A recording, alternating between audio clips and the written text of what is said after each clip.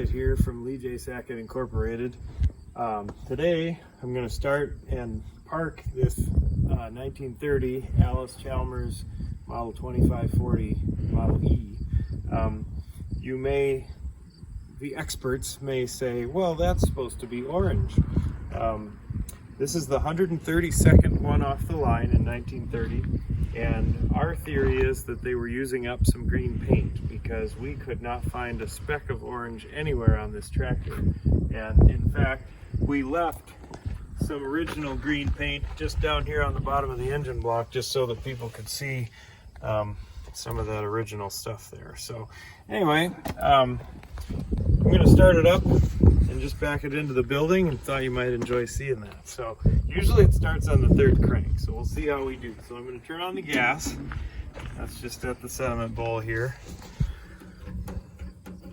I'm going to get it all the way open so that it seats, so that it'll keep it hopefully from leaking. Sediment bowls are kind of a pain. And then go over to this side. I'm looking at our carburetor. I'm going to open it up just another notch. So that's got a little bit of room there. I'm looking at the distance between this and the pin right there. So it's not quite half open, or maybe about half open. And then choke. See where the hand start tractors, most of them have it up front because you started from here. So I'm going to crank it once with the choke on, twice with the choke off, and we should have her running here. And once it's running, it's pretty loud, so I'll idle it way down, and then I'm just going to back it into the building. Let's see how we do. I always pull up, that way if something does happen and it kicks back and pull the handle out of my hand and not into me. Okay, this should be the one.